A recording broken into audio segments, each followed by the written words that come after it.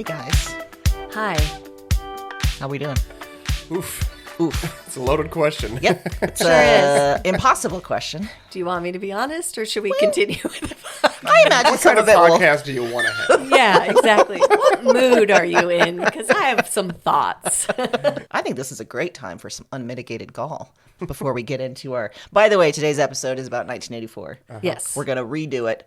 We're gonna take a look at things we didn't talk about last time We because are here there for was round so two. much we didn't talk about last time. There really was. And this year, as we talked about, 1984 was chock full Yeah. of pop culture. Overflowing. Overflowing. Our cup floweth over. Just as our unmitigated gall does this week.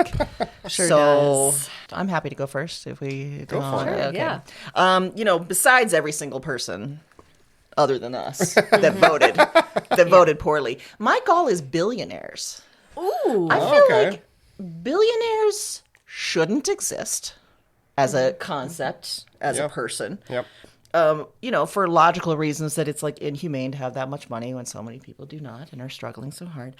But also because being a billionaire does something to your brain, I think. does. Right? Yes. I mean, I'm not going to say names because we're sick to death of hearing the names, but you know who I'm talking about. I've seen his tummy, and I didn't want to, but I've I feel seen like it. some billionaires go for like a cult leader vibe. Right, Okay. with the bare midriffs and the A tummy top. with It's a tummy top. and with the compounds with 11 kids and 3 baby mamas and whatever that If situation you have something is. called a compound, you are on the wrong Right? path. Yep. It's Right? wrong. Cult leader, Yeah. right? Or there's some that go for like a shadowy Illuminati feel, like pulling endorsements because they don't like them, that kind of stuff. And all of them give themselves penis rockets. They really do. So there's just something inherently bad that goes wrong with your brain when you get that much money. No good comes of it for them, for us, for anyone in the world. So you got some gall billionaires. I don't know what to do about it. But again, even though we are a solutions-oriented podcast, I don't think there's a solution for that that's readily available. No, probably not. I mean, maybe letting death take over. Yeah, Not for that's us. true.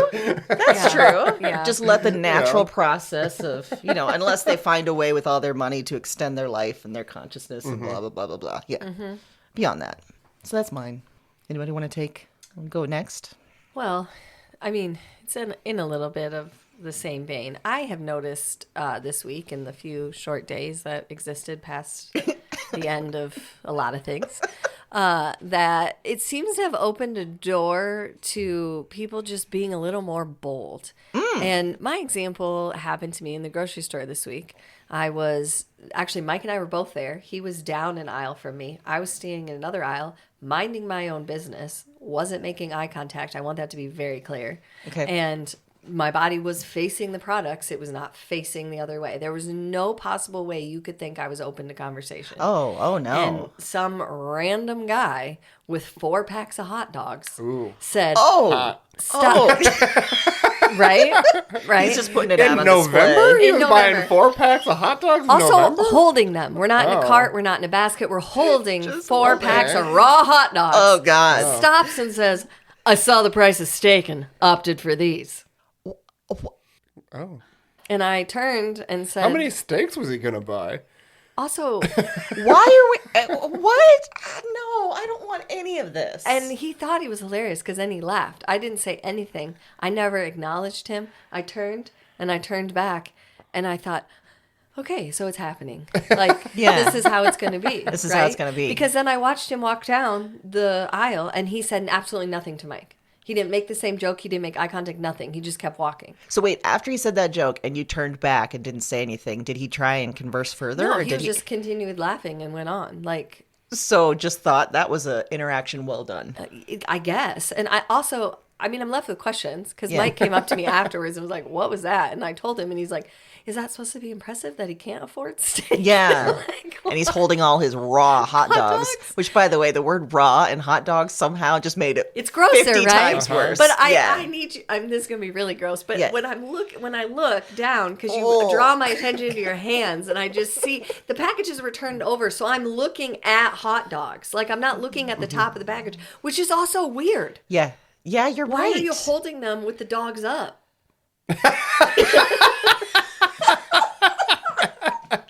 as a conversation starter. You goddamn obviously. weirdo. You carry your hot dogs down like a normal person, okay?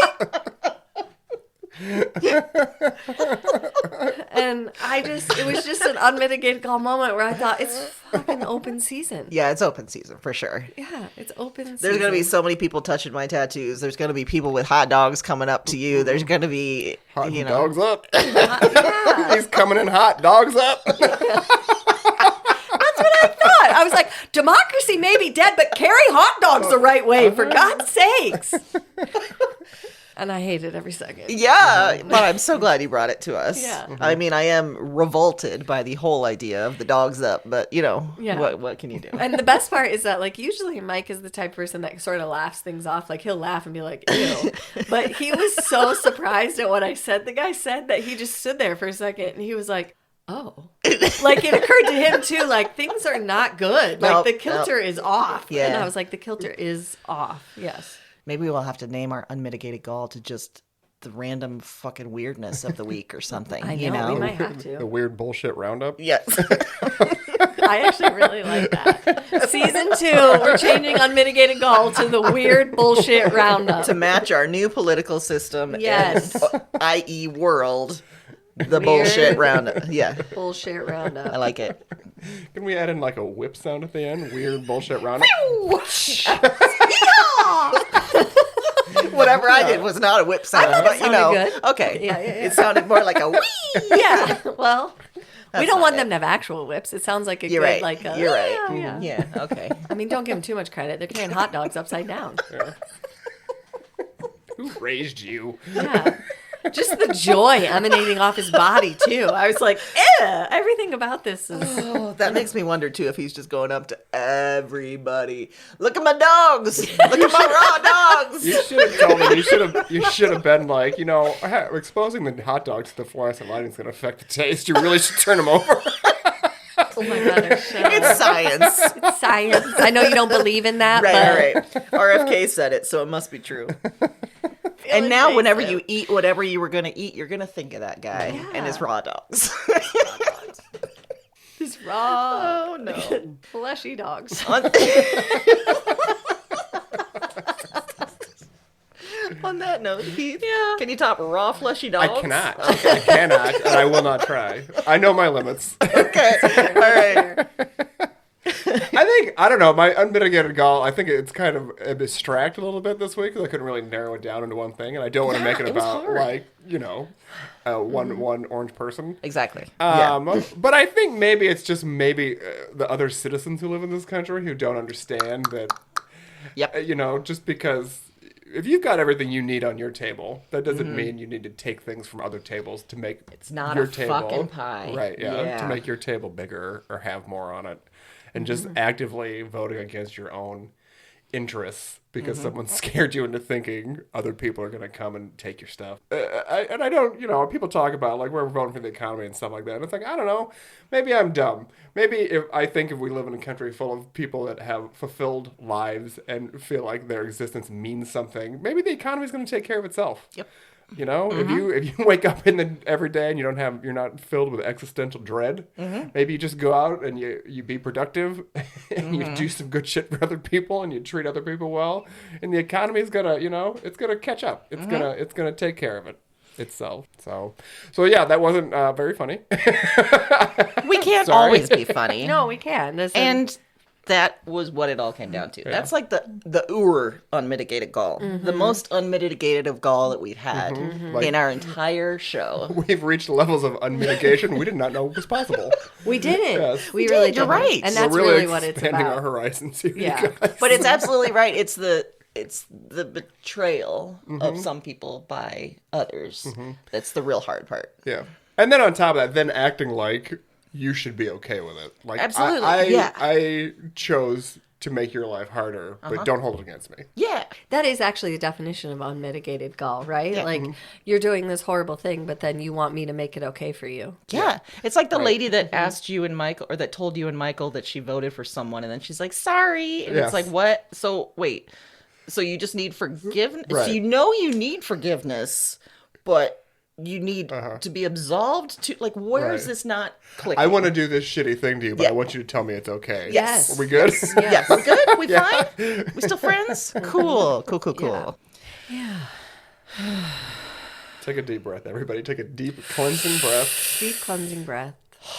We're going to go back in time to 1984. Yeah. Remember when we thought Ronald Reagan was the worst? Yeah, I remember that. Oh, that was cute. Oh my God, I actually said that to Mike on Wednesday. Yeah. I want to, like, come up with a permanent name for him, like, you know, fuckwad in chief or something like that, so that we never have to say his actual name. Yeah. Yeah, we do need a name. Workshop that. Yeah. Or we could, you know, go back to one of my favorite lines of yours was the dipshit. Just the, you know, costume party for dipshits. Costume party for dipshits. That's like what he's doing every single day. Yeah. That is like every rally. Yeah. America You're right. America has arrived at the costume party for dipshits. We have. We have, and we are under fucking dressed. We are. I am not prepared. Putting on a baseball jersey is not a costume, America. No, it's not doing it. And this is a costume party where there's all sorts of blackface and all sorts of, like, appropriation. And, it's real bad. It's a real bad party. Mm-hmm. They just got generic chips and they're all stale. Oh, yeah. Or for some inexplicable reason, they mixed them all together. Oh, And no. Oh. There's probably a big bowl of hot dogs. Just raw dogs. Hot dogs. Grill your own. Grill your own, because we pull ourselves up by our bootstraps around here. You grill your own hot dog. Yuck. I just suddenly had a visceral memory as a kid of eating raw hot dogs. Did What? you guys eat those? Oh, yeah. Okay. Maybe that's why I went vegan. Is because I remember You some ate of those raw hot dogs? Raw hot dogs. That was like You eat raw hot dogs? I remember when we went to the Bahamas on a family vacation, like, I don't know, 7 or 8 years ago. It wasn't that long ago. And, you know, like, you're on an island, so it's not like, you know, you don't have as much food readily available. And I was with my in-laws, and everyone was kind of like, we'll eat fish all week. We'll go fishing. We'll do all this stuff. And at one point, they'd gone on a fishing trip. I'm not a boat guy. Nope. And I just walked to the grocery store and just tried to find some stuff. And they didn't, you know, it's not like going to a grocery store in the middle of America where, you know, there's endless selection. And I was like, well, there's hot dogs. And I moved a package of hot dogs and went back to the house and just boiled them. I had boiled hot dogs on vacation in the Bahamas. And I was just like, this isn't what PTO's for. No, it's not. That's also, I don't know why, it just strikes me as the perfect time to tell that story. Yeah, it was a good time. It was a good time. There's just sadness permeating everything. So that's where we're going to be at for the next 4+ years. Yeah. is Boiled hot dogs. Boiled hot dogs. I can't, we can talk about it off air. We don't have, off air. We don't have to continue. Jesus. We don't have to continue now, but I mean, raw hot dogs has really got me over here. I just want to be, I have never done that. I didn't know that was a thing. I can remember, like, what it felt like. It must have done it a lot because it's a very visceral It was memory. more like a snack for me, you know? Yeah, Like, it was us just too. sort of like... It was like, go to the fridge, get a hot dog or some cheese or something. Yeah, and then you just walk around the house eating a hot dog. Eating a hot talking with your dog. hands. There'd Yep, just be a hot dog that's what you do. flying around, you know? Yeah, you know, it was practice for the future. So, yeah. Gesturing at someone with a hot dog in your hand. Oh, the half-eaten hot dog. I just never had that experience. I Well, didn't know that. you were missing out. I guess so, yeah. Do you want to have it? I mean, we could do it. We could. We could. Next Yeah. time we record, we could have hot dogs in our hands. I mean, Amy won't, but I'll do it. I could have one of those fake hot dogs in my hand. I don't like that motion. Okay. I want to wave it in your hand, in your face. I just have, now it's combined with the grocery store guy and you guys putting hot dogs in my face and I got kind of sweaty because I feel like I don't know how to handle it. I mean, that's the normal fair, reaction. that's fair. Yeah. Okay, well, all right. Well, hey, before we dive into 1984, why don't we recap what we already talked about last that's time? a good idea. Okay. I wrote it all down. Good for So, you. we talked about a few different songs. We talked about the Pointer Sisters' Neutron Dance. Oh, yeah. We talked about Denise Williams' Let's Hear It for the Boy. And you revealed to us an amazing cover of All Night Long by a lady known as Cilla Black. Yeah. Yeah. With the most disturbing video associated with it. I've never seen anything weirder. It's very strange. And my memories of you talking about the kids just being sent into the night without any coats. We talked about Revenge of the Nerds. Kids Incorporated. I think that was yours. Yeah. Cabbage Patch Kids. Love them. We had to touch on Satanic Panic. We did. Because this was the year that it really kicked into gear. And Midwest Salads. That was a good one. That was a good one. I bet there were hot dogs in some Midwest salads. There probably is one, don't you think? Definitely is. Yeah. I bet there is. So here we are into round 2. Yes, we are. And my first one is the arrival of the Macintosh. Oh. That's a computer for the young Indeed, it people. is. You're right. Sorry, I should clarify. The Macintosh computer. And during a break in the action of the Super Bowl in January of 1984, audiences first saw a commercial that would go on to drive a lot of sales and also be talked about at every advertising agency for the rest of our lives. We still talk about it. Yep. It was called 1984 because it featured a young woman throwing a sledgehammer through a screen where there was like a Big Brother type figure preaching about the unification of thought. And so it was like, oh my God, look how free we're going to be with this computer, I guess, which not really how it turned out, but whatever. That's where we were at. So they tricked us clear back then. The ad was directed by Ridley Scott, and it was sort of based. Realize that. Yeah, and it was sort of based. He had come out with Blade Runner 2 years before, so it was kind of a little Blade Runner feel. It was very sort of dark and not necessarily dirty, but sort of. It was very cinematic for a TV commercial. at the Very time, much so. so. Yeah, it was sort of bleak and monochrome. They used actual skinheads from the streets of London for some of the audience, so that's great. Seems like they could have hired people to do that. There weren't You think skinheads. so, yeah. And at the end of the ad, it said, on January 24th, Apple Computer will introduce Macintosh. And you'll see why 1984 won't be like 1984, the book. Yeah. So apparently, Steve Jobs, who was the Apple co-founder and ruler for a long time, he loved the ad, but Apple's board did not. After they saw the ad, they asked the agency to sell back the time that they had purchased for the ad. Oh. But the agency resorted to subterfuge because they intentionally said, oh, yeah, we'll do that. And then they failed to sell back the time. So they aired the ad.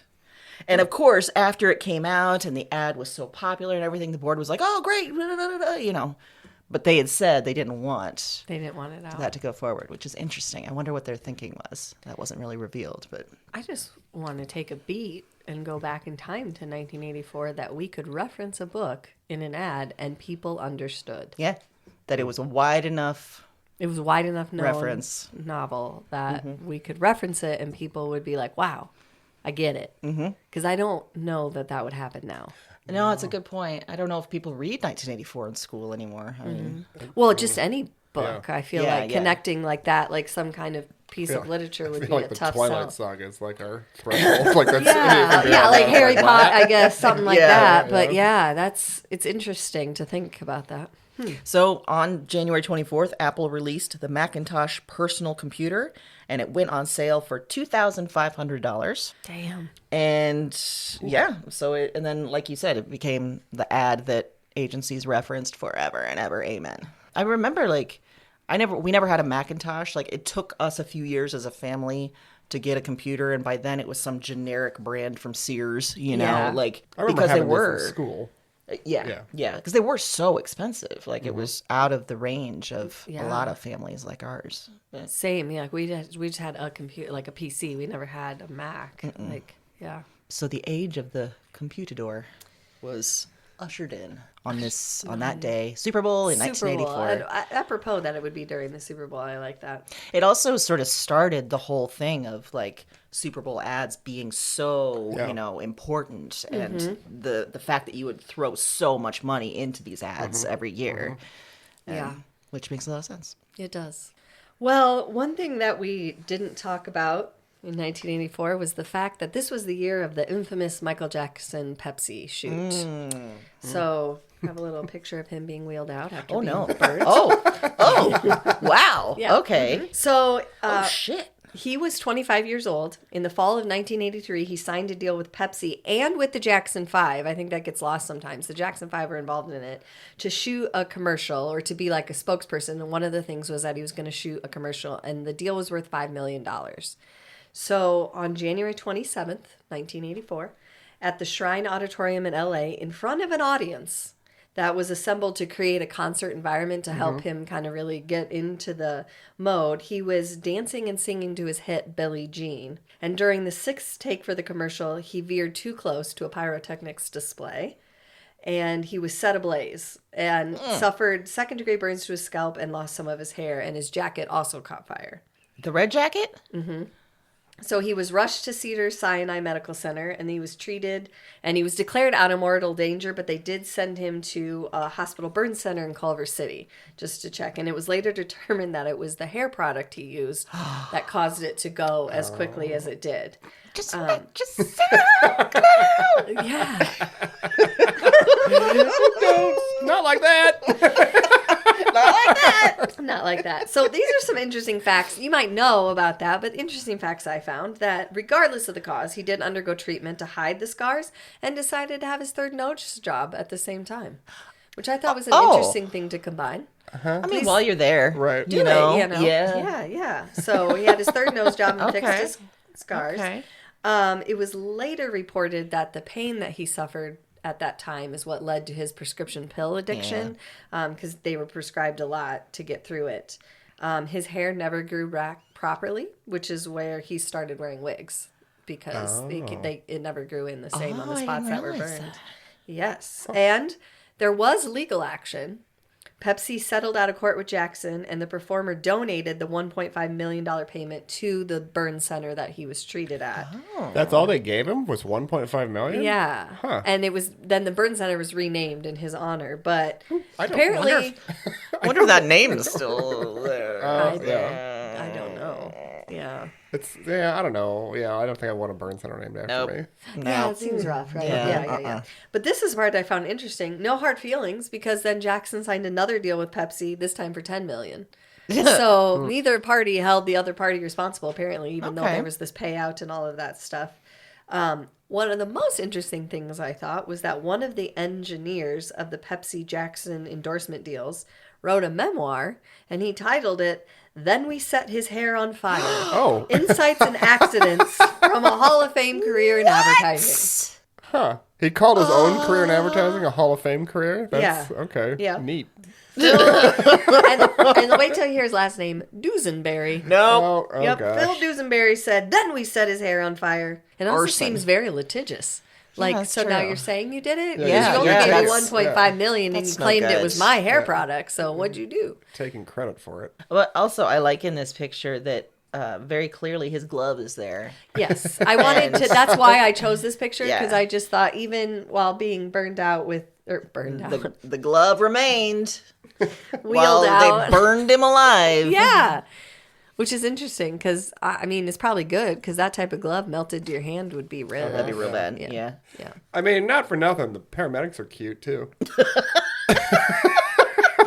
I did. This guy, You're right. There's a mustache going Yeah. on. Ooh. Yeah, they could get it. They could. like, get I wonder it. if this guy front and center has this framed in his house, that's off to the side. You can really see his face if he's like, look what I did. Yeah. Yeah. Yep. So. What you got, Heath?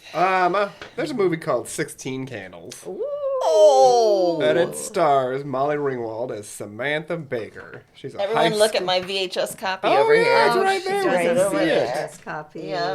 Yep. She's a high school student who's looking forward to celebrating her 16th birthday, but is having trouble doing that because of an immense amount of buffoonery from her family and classmates. Buffoonery. That is the best It's the description of what's happening. just all the buffoonery. Her entire family's forgotten it's her birthday because her older sister is getting married to an oily bohunk. Oily bohunk. I remember that. That's the way her parents describe him. And if that's not bad enough, both sets of grandparents and one exchange student are staying at the Baker home for the wedding weekend. Oof. So our hero Samantha has a crush on Jake Ryan, who's a certified dreamboat. It was. Certified dreamboat. Yes. Yes. But Farmer Ted, a freshman, has a crush on Samantha, who I respectfully consider a lady dreamboat, I would say. Yeah. Yeah. At a school dance, Jake sees Farmer Ted dancing with Samantha, and he, it wasn't really something she chose. He just showed up He and danced started doing on it. her. Yeah. And Yeah. she was sort of being polite about it. So Jake Ryan assumes they're together, when they very much are not. And he asks Farmer Ted, and Farmer Ted eventually admits that to Jake, that, he's not with Samantha. And let's be clear, Farmer Ted looks about 12. Yes. He's Anthony Michael Hall, but for some reason he's named Farmer Ted. Yeah. What is it? I don't think they ever actually say what his real name is in the movie. They don't. They just say Ted and his buddies, who is John Cusack and another guy. They keep calling him that throughout. So after Samantha confesses to Farmer Ted that she has a crush on Jake, Farmer Ted tells Samantha that Jake asked about her and encourages her to go and tell Jake how she feels. Before she does that, though, Farmer Ted asks Samantha if he can have her underwear because he needs it to win a bet with his friends, as one does. That tracks. I mean, yeah. So taking the idea of being a good sport way too far, Samantha gives him the underwear, which shoot. he then shows to all of his friends who have paid $1 to see it. In the bathroom at the school. At the school dance. After the dance, there's a big party at Jake's house, but Samantha doesn't attend. So Jake calls her house, and her grandparents answer the phone and accuse him of being a mouth breather and a pervert. Listen here, you. I can hear you breathing. So the morning after the party, Jake's house is trashed, and he finds Farmer Ted hiding underneath the coffee table. Farmer Ted convinces Jake to go talk to Samantha, and when Jake shows up at her house, he finds out from the exchange student that she's at her sister's wedding. And after an entertaining wedding featuring a bride very high on muscle relaxers that she took because her period came early. That's fair. Yeah. Samantha leaves the church to find Jake waiting outside for her. She skips the reception and kisses Jake while leaning over her birthday cake, which, most people have sort of seen that photo, that picture, that image. All to the tune of Thompson Twins. The movie was rated PG and probably shouldn't have been, I would say. I don't think it should be rated R, but this was kind of before. There's a fair amount of dirty talk in it. But this is before they started using PG-13. So, us as young people got to see more stuff. We did. Yeah, we really did. I did convince my mom to give me a perm after I saw this movie because I liked the way that Anthony Michael Hall like the way his hair looked because it was curly. Wow. He was Farmer Ted. The perm did not turn out the way I wanted it to. As it never does. Yeah. Never does. I had more of a Bob Ross feel than a Farmer Ted feel. Oh, yeah. That's kind of how mine turned out, too, later. Yeah. Yeah. And, these are things you have to learn by experiencing them. Like, if someone would have been like, you're going to look like Bob Ross, not Farmer Ted, I'd have been like, what do you know? Yeah, That's not right. Absolutely, yeah. And as Amy mentioned, the movie featured John Cusack and also featured his sister Joan Cusack. Sure did. Joan Cusack played a girl in a neck brace who struggled using the drinking fountain, which somehow, and a retainer, right? Yes. She had the retainer. Yeah. Somehow, a very one of the best scenes in the movie is her just trying to get a drink out of the drinking fountain. Drinking fountain. Yep. The movie's still pretty funny. Some of the material with the exchange student doesn't really, age super well. It's rough. Yeah. And as I say, when you know better, you do better. A couple years ago, there was a sequel in development at Peacock called 15 Candles with Selena Gomez as an executive producer, and I'm not sure I consider that absolutely necessary, and I kind of hope it doesn't come to fruition, but yeah. That's one of those movies, too, that when you watch it as you grow older and you're like, holy shit, just some of like the sexual dynamics, the underwear thing, you're like, oh, dear God, so many things I should not have ingested as a young girl. But, that was our time. world. That was the time. Raw hot dogs and 16 candles. What are you going to do? Thanks, Ron I was probably Reagan. eating a raw hot dog while I was dreaming about Certified Dreamboat. Jake Ryan. Yes. Yeah. Certified Dreamboat. It does hold up with every teen movie in the 80s. Most of them were set outside of Very Chicago, much and the so. parents are always just gone. Always. I mean, it was, you're right. It was very much of that, which is why I have the VHS behind me, along with Breakfast Club. Yes. Speaking of ratings and PG-13, this was the year that PG-13 came out. Really? Yes. So this was the rating that did nothing for my parents, or probably your parents, Heath. Yeah. It changed to nothing. But on July 1st, 1984, the Motion Picture Association of America introduced PG-13. Up till then, there had been a G rating, which was appropriate for all ages, right? Before PG, there was an M for mature audiences. Oh. Then there was R, where persons under 16 were not admitted, and X, where no one under 17 was admitted. The M category eventually changed to PG for parental guidance, and the R age limit was raised to 17. And then this year, the PG-13 category was added to indicate film content with a, quote, higher level of intensity. According to that agency, the content of the film may be inappropriate for children under 13 years old and may contain very strong language, nudity, but non-explicit, strong, mildly bloody violence, or mild drug content. None of those turned me away. No. I was actually just thinking that, like, is the rating system necessary? Like, I feel like no one hardly follows it. You know what I mean? Well, and now with everything on streaming, it's kind of moot. Right, you know? that's what I mean. Like, there's people, especially now, I guess, is more what I mean. Because, everybody knows everything about movies before, you know. And it was only in 1990 where there was actually context given to the ratings, where it would say why it was rated this way. Right. So the first movie that was rated PG-13, in my mind, is more terrifying than anything rated R, which is Red Dawn. I have never seen that movie. Okay. On August 10th. Remember, she was obsessed with Russia as a child. Yeah, that's true. Oh no, what have I done? In August, the action thriller Red Dawn, which starred Patrick Swayze, along with a whole host of other people, including Leah Thompson, Jennifer Grey, C. Thomas Howell, Emilio Estevez, I think. It opened up in theaters. It was the first PG-13 movie. It was the story of a group of kids, and I think they were out in Colorado. Is that right? Yeah, Colorado. Where they're at school one day, and then suddenly these paratroopers come flying down into the schoolyard from there, and they're Russian/Cuban troopers, and they take over the town. And it's come to reveal, like, communications is cut off, but it's come to reveal that they've taken over a significant portion of the U.S. Oh no. Okay. So all these kids band together into a group they call the Wolverines, and they become guerrilla fighters against the communists. Wow. And there's an excellent, epic moment where they've rounded up all these people, like parents. I don't know why they rounded them up. I can't remember. But they're like a big fence, electrified fence. And Harry Dean Stanton is one of the dads of one of the kids. And he's behind the fence. And he's talking to one of the kids who snuck up to see him. And he's like, you know, we're going to be killed for whatever. And then he says, "Avenge me, son." Oh. Yeah. And as the kid is running away, he screams out, "Avenge me!" So that was big. I love that. Yeah. Okay. That became a rallying cry for the Wolverines. Did you see this? I have not seen it all the way through, no. Okay. I have seen parts of it, though. It was a seminal movie for me. Yeah. Yeah. I can see. Okay. And as I said, more terrifying than anything rated R. Yeah. Because as it goes through, all of them are killed.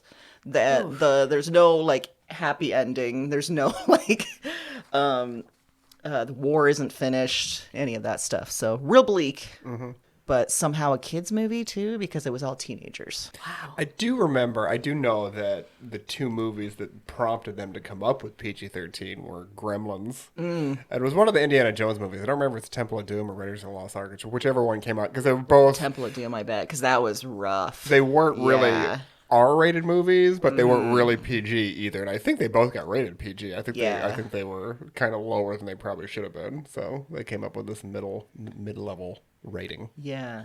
We watched some weird shit. I was not allowed. Well, count yourself lucky on this one. Well, This as soon gave as me you get home nightmares from here, for you. cue up Romancing the Stone. I will. I will just sit down. I'll And take then in follow Red it up Dawn. with some Red Dawn. Yeah. You'll sleep well tonight. I feel like our movie experiences are different because a lot of the movies I saw past their prime. Like, I saw because I recognized that it was like a part of pop culture and people were talking about it. 16 Candles is an example. Like, I saw that way after the fact because... Yeah, I think it's a different experience when you saw it when you were a kid and you watch it now and there's some nostalgia in that. And it's like if you haven't seen it as a kid, now you're just watching it sort of, you know, like a dry hot dog. You're just coming in. Oh, like a dry hot dog. The raw dog.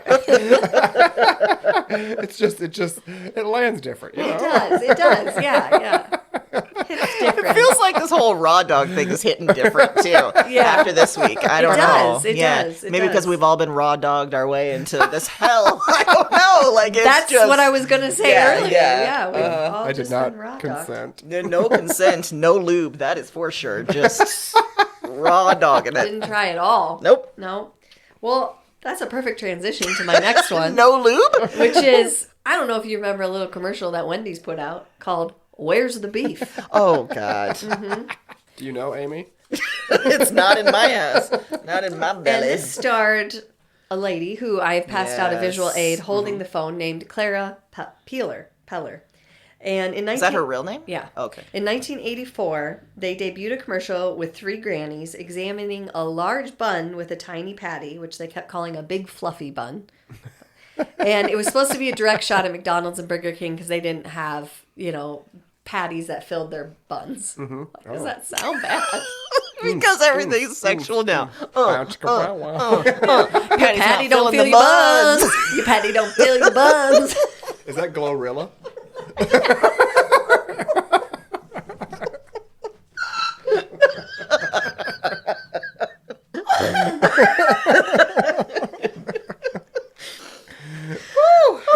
All right, well. Patty don't fill the bun. It's gonna Patty stick don't with me. fill the bun.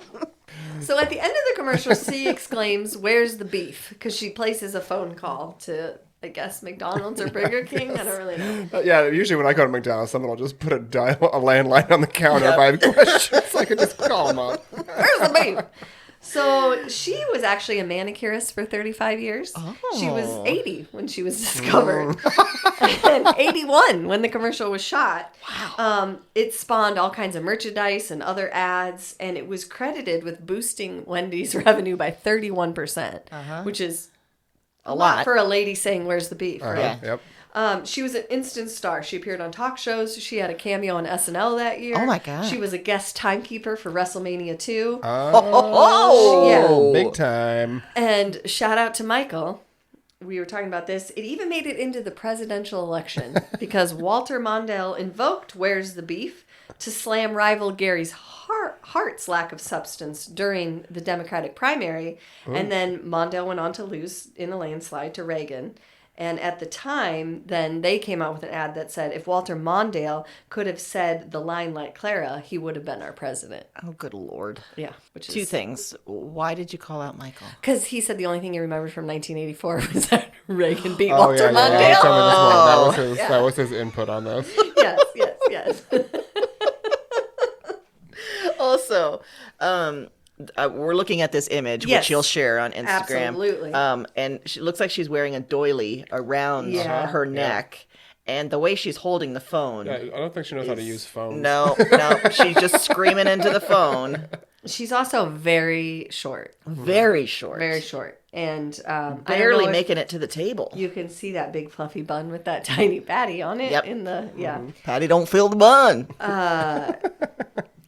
Sadly, the relationship ended badly with Clara and Wendy's when she broke her contract by exclaiming in a Prego commercial, "I found it." Referring to the beef. She said, "Where's the beef?" And then Prego hired her for their spaghetti sauce, and in their commercial she said, "I found it." And Wendy's was like, "No." Wendy's was like, "That violates your contract," and so they terminated her. They terminated her? Yeah. Well, executed, done. She didn't make it. I mean, she was old. Yeah. Put her in the chili. She did die like 2 years later, I think, at 80.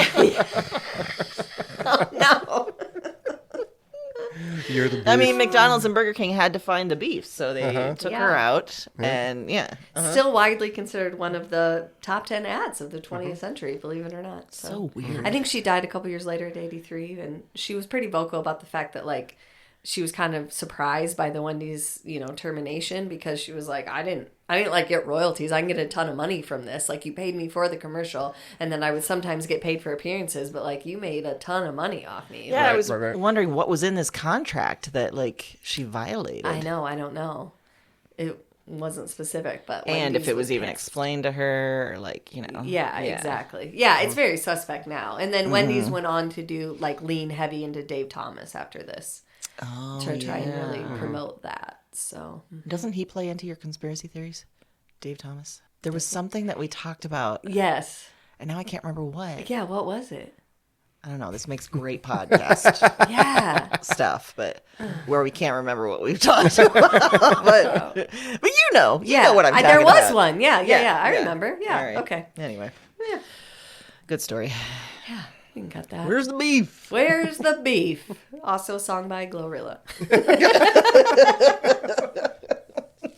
And not what we were saying when we were walking around with raw hot dogs. No. We had the beef. To be clear, I was not in that grocery aisle saying, "Where's the beef?" I was minding my own business.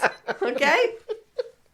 Don't need to know ever. That's a good point. If you go into a grocery store and say, "Where's the beef?" then really you're not the victim anymore. You're calling. You're the problem. Yeah, you're the problem. You're the problem. Yep. Because I don't know, but as an adult, I have never thought, you know what? Where is the beef? Oh, nope. Sure haven't thought that in a while. Maybe someone who named their child the Beef would wonder that. Where is the beef? Actually, I disagree. I think you have wondered where's the beef because I think every time you went to a family meal, you had to be like, where did you hide the beef in this supposedly vegan food? That's that is my life. Yeah. Yeah. Where is it? Duped into eating Here, something we made you animal. peppers, and then you bite into one, you're like, it's beef filled. So what are you doing with your last radio Speaking time? of lovely senior citizen gals, Oh. I love the transitions today. Yeah. I want to talk about Murder, She Wrote.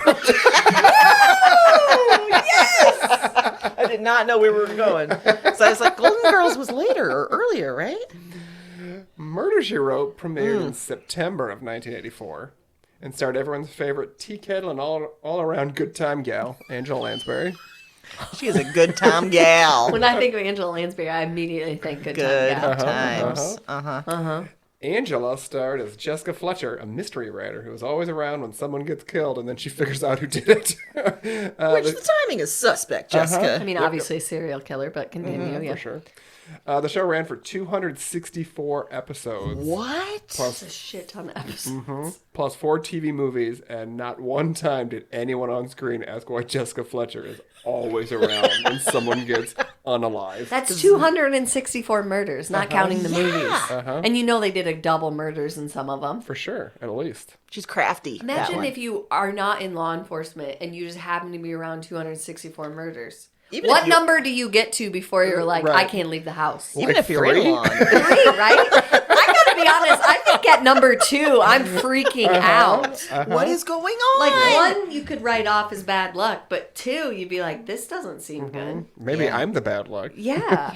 And then I could get to 3, you test it one more time, you forget, you go out, and then you're like, another murder, I have to go home. Yeah, I'm never coming out ever again. Yeah.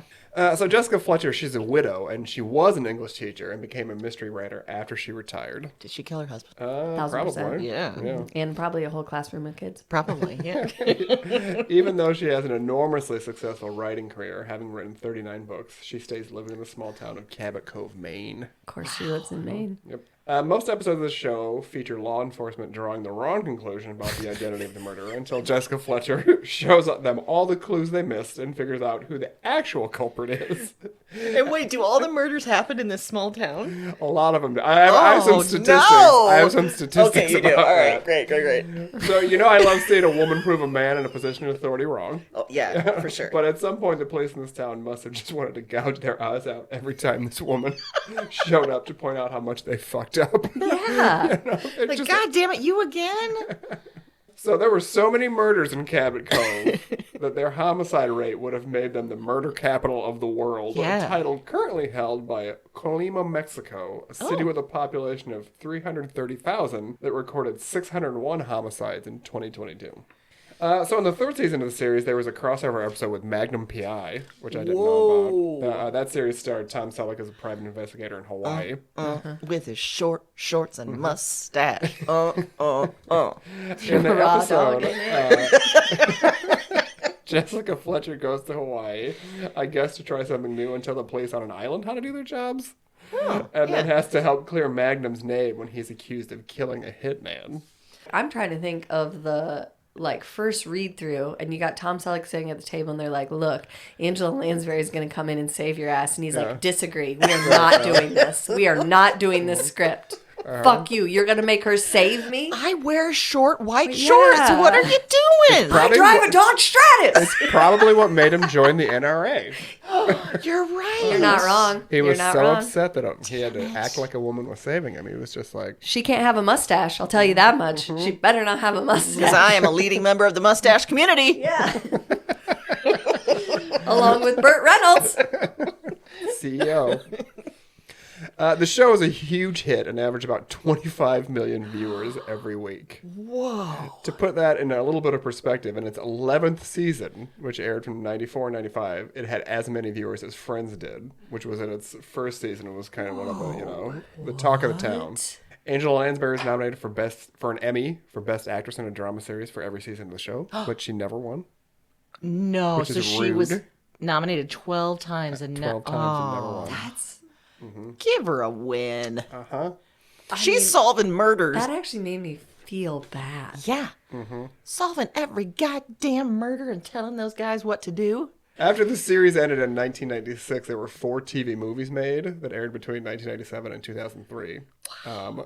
There were 2 Murder, She Wrote video games released for the PC in 2009 and 2012, because who wasn't looking for a Murder, She Wrote video game for their What? PC in 2009 and 2012? Everybody I know was. Wow, you really missed the market on that. Like, what? What were the marketing guys thinking, Aaron? Like, what were they doing in that meeting? Because that makes absolutely no sense. that they Well, were maybe like, at you know, that point they figured it had finally reached like the senior citizen population. They were all Maybe. getting computers. Yeah, that's and they were true. like, "This is perfect." In between trying to figure out how to email their grandkids, they, They can can play solve some a murder. murder. That makes more But I sense. also don't know. I mean, I looked a little bit. I didn't spend a lot of time on it, but I don't know what the point of the game, like what the game was. Like, how do you win? I wonder Right. too, because there is a genre of books called cozy mysteries, which this seems very similar to. I wonder if they were trying to do like a cozy mystery type video game and see if it was Yeah, I bet really, you're right, yeah. So there is a spin-off book series that was also created, and it's still being published today. And there's 61 titles in the series. It's So all those murders don't count for the ones in the books. right. So there's well over 300 murders. God damn it, Jessica. My last story about this, I don't remember. I think I've told this story on the podcast before. I feel like someone's going to tell this story at my funeral, and they should. Okay. Okay. Yeah, you've probably heard the story about the backlot tour at Universal Studios in Hollywood, and I loved the TV show Desperate Housewives when it was on. I did too. I loved it was a it. good show. It was a good show. You know what? I knew. Yeah, of course you did. That fits. So yes. And the neighborhood where that show was set, Wisteria Lane, is part of the backlot tour at Universal Studios in Hollywood. And I've taken that tour 4 fucking times and have not seen Wisteria Lane once. Why? What happened? Every time I've gone, they film lots of other stuff on that street. Like Never Have I Ever, the show that was on Netflix. Mindy Yeah. Kaling produced it. Yeah. A lot of the houses that they show exteriors are on that street. They've So it's Parenthood, always- that TV show that was on NBC, used it. Yes. Yeah, so So it's always busy when right. you It's come. often being used. Oh no. And I just want to drive down Wisteria Lane. That's all I fucking want. Yeah. Right. It's a simple ask. It is a simple ask. That's heartbreaking. But Cabot Cove from Murder, She Wrote's on that tour too. And you know what I've seen 4 fucking times? Cabot Cove. Never asked once. Not one time have I asked to see Cabot Cove, but I've seen it 4 times. When you drove through Cabot Cove, did you get a feeling of like there are so many murders here? Yes. Like, it's just spooky.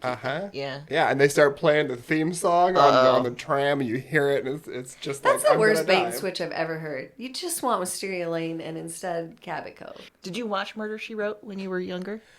I've seen bits and pieces of it. I think mostly I've seen it waiting in hospital waiting rooms, like for doctor's appointments or getting a blood draw or something. But I remember, God, once I was waiting for a doctor's appointment or something like that. And I remember she had traveled to Ireland. She was solving mysteries in Ireland, and I was just like, oh God, Even on vacation. yeah. Come on. Yeah. Oh, she was having also- boiled hot dogs on that vacation. Yeah, she sure was. And like you're a magnet for murder. Why would you go to other Why would places? you travel? Why would you bring that Why would you badness? travel? Call ahead. Let them know you're coming. That one of them's Yeah. going to die. Vacate the premises. I think someone's begging to write the dark side of that, of like Jessica Fletcher's inner life of like, can I leave the house? Is this morally responsible for me to leave? Yeah. They need a gritty reboot origin story. Like they did of with Jessica Fresh Fletcher. Prince? Yes, like Yeah. they did with Fresh They Prince. need a gritty. Yeah, you're right. They do. We need the HBO treatment. Right. Yes. Jessica Fletcher is a widow with an alcohol problem. Sordid history. You know, she's sleeping with the town sheriff Yes. on the side. And Yep. they're keeping it on the DL. That's right. But she also shows up and tells him how to do the job. And then, Yeah, you know. and it's part of foreplay. But but in the bedroom, he's in charge. Oh man, you got it! You got it! Hit show. Yeah, because I think in this new era we're embarking on, everything that was once like sacred and cozy needs to be fucking obliterated. Yep. Yeah. Yep. Also, it feels like, this could be a show and everything, but it could also be an erotica series. Like, you just go real hardcore with the sheriff and Jessica.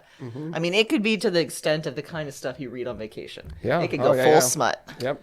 Soon, coming your way soon, Fuzzy Memories presents The real story, Jessica Fletcher. the smut of Murdered, She Wrote. Jessica Fletcher. It's sex, she wrote, instead of, Yeah. Well, good stuff. Amazing. I feel a little better, too, Yeah. after this Me week. too. Talking to you guys, laughing, It helped. thinking about how silly the past was, too. Yes. Yeah. We did have silly things then, too. Yeah. That we're not totally, No, it's bad. It's okay. We don't. And we're back. And we're back. Oh, the salve wore off. Okay. But let's sing the song again. What was it? The patty too small for the beef? Your big fluffy bun is small for the meat. Patty too small for the bun.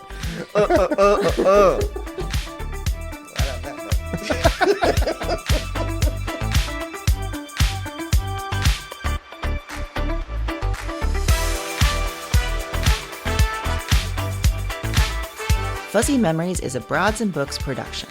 It's hosted by Heath Smith, Aaron Johnston, and Amy Lee Lillard. Follow us at Fuzzy Memories Pod on Instagram for clips and highlights. And follow us at Broads and Books Productions for updates on new shows coming your way. See you next time.